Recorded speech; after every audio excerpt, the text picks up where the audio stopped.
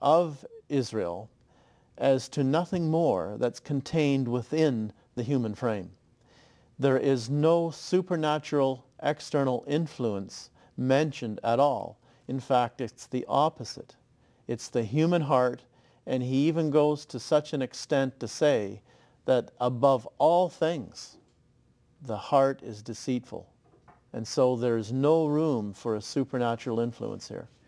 Well, I'm sure even our audience at home can identify with these same impulses of the heart that here we see in Scripture itself, that proclaims and pinpoints the very source of the problems of Israel of old, that when we take it in context in Jeremiah 17 and 9, it is simply a warning and a condemnation for their idolatry, which, again, taking in context, they were on the verge of their doom, as it was spelled out by Jeremiah, and they must have had to, beyond the shadow of a doubt, accept their own punishment as the consequences of their sinfulness. Now, if one were to be quite honest with themselves, they know that the source of their own sin is something that comes from within, from the very heart of man, and we have no one else to blame. This is becoming very interesting. Norm, do you have any other scriptures to support this further thought? Yes, Peter. I believe it's a theme that's contained right from the very beginning of Scripture, and that is that man has no one to blame but himself for the things that he has done wrong. And so, Peter, let's go right back to the first book of the Bible, the book of Genesis, and look at Genesis chapter 4 and verses 5 to 7. And here we read, this is God speaking to Cain. But unto Cain and to his offering he had not respect. And Cain was very wroth, or as the word means, very angry. And his countenance fell. And the Lord said unto Cain, Why art thou wroth? And why has thy countenance fallen? If thou doest well, shalt thou not be accepted? And if thou doest not well, sin lieth at the door, and unto thee shall be his desire, and thou shalt rule over him. Mm-hmm. Now, here's a perfect example, Peter, of a situation where God is actually trying to get Cain to reverse his attitude. He's saying to Cain, if you do well, you will be accepted. But if you don't do well, there's a consequence. Mm. And he pinpoints what it was that would cause him not to do well. And in the Scripture, it's actually, if you'll note, it says, sin lieth at the door. Yes. And here sin is personified as an animal that's ready to crouch on its prey. And any modern translation will actually render it that way.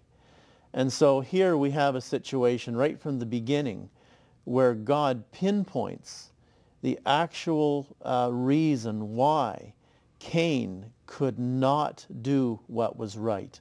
He was so angry, yes, filled with anger, he could not overcome his own human emotions. And thus, in the end, what did he do? He killed his brother. Yes. And as our Bible students at home realize, that this was the first example of murder in Scripture that resulted in one unable to control his heart, the raging monster of wrath, as it were, within. And it was an animal that Cain didn't, but that we all realize that we need to tame, as it were. I'm sure Genesis, the foundation of all Scripture, has a few more examples of the very heart of man. Exactly, Peter. And we see that once again as we follow through in Genesis chapter 6. Now let's turn to Genesis chapter 6, and in particular, verses 5 to 7. Peter, maybe you could read those for us. Certainly. And God saw that the wickedness of man was great in the earth, and that every imagination of the thoughts of his heart was only evil continually.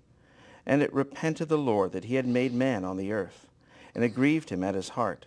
And the Lord said, I will destroy man whom I have created from the face of the earth, both man and beast, and the creeping thing, and the fowls of the air, for it repented me that I have made them. You notice, Peter, in this statement, there are a couple of key items that we take to note. And that is the fact that God saw that the wickedness of man was great. And he names the root cause. And that is that his heart is evil from his youth up. Something else to remember here, Peter, is that if there is a supernatural influence controlling mankind and causing them to sin, then we have once again kind of like a contradiction. That this verse plagued me, just like the verses we looked at earlier. And the statement here, God says, it repented the Lord that he had made man, or he regretted that he had made man.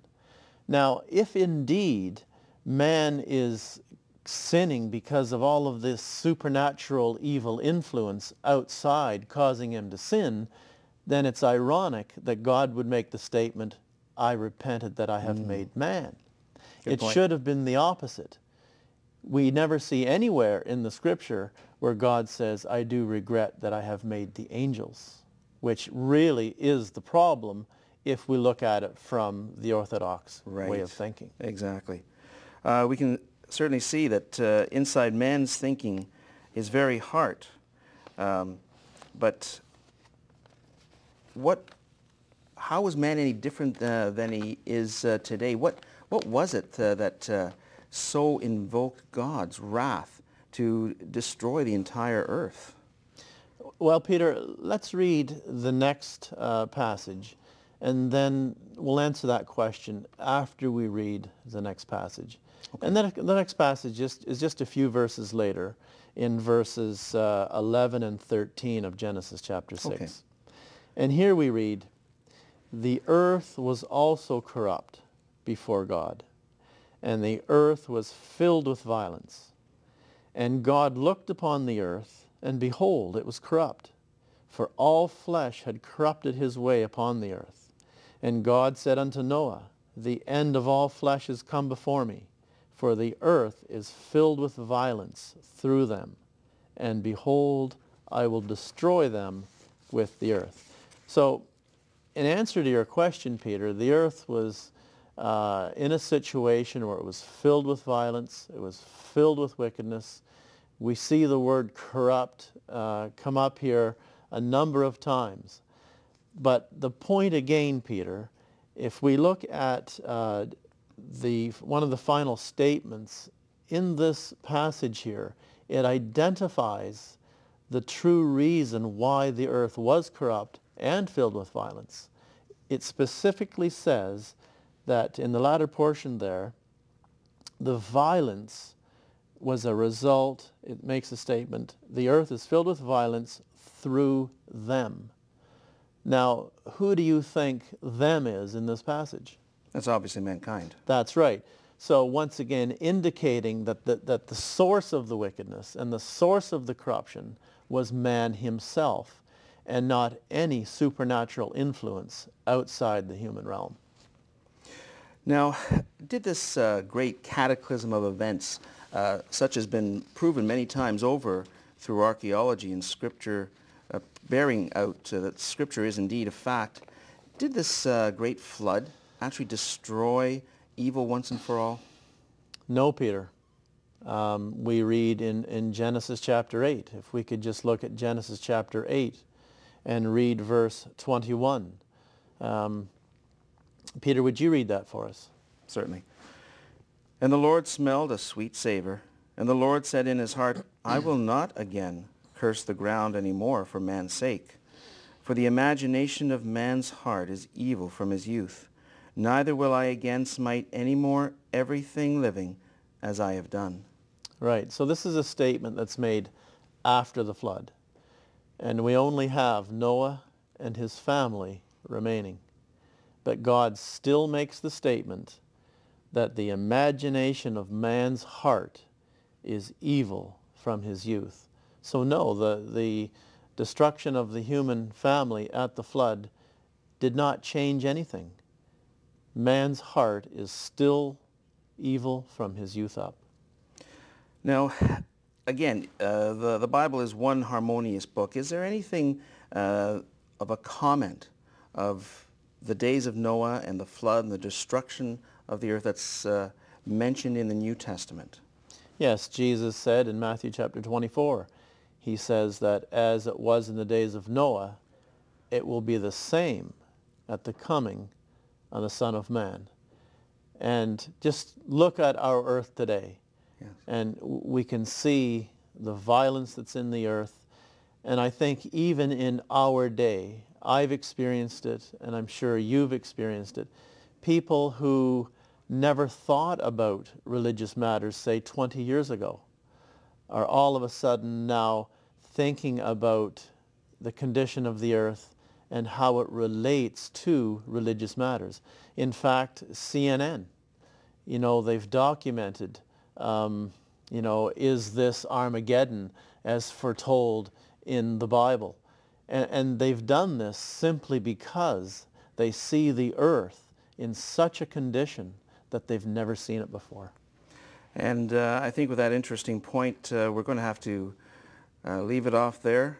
We've got a lot more detailed Bible verses that we would like to look at in our part 2. And please look forward to the sequel as we present to you the true identity of the devil. Thank you very much for watching. If you have any questions, you'll see the number listed at the bottom of your screen. Thank you.